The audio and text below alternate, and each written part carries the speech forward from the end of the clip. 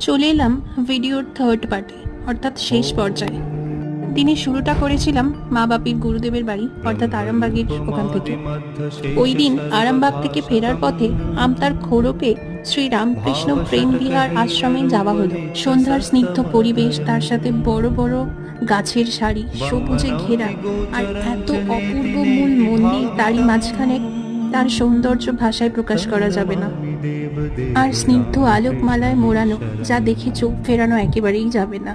একটা আলাদাই শান্তির অনুভূতি। আমরা যে সময় এলাম তখন সন্ধ্যা আরতি সবে শুরু হয়েছে। ঠাকুরের কৃপায় তা দর্শনের সুযোগ হলো।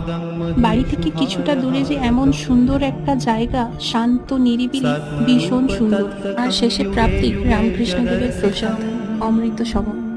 সন্ধ্যাটা বেশ সুন্দর কাটলো, তার বলার অপেক্ষা রাখে না। মাঝে মধ্যে সন্ধ্যের দিকে এখানে আসতেই পারো, বেশ শান্তি লাগবে। আজ দিনের শেষটা এখানেই। টাটা।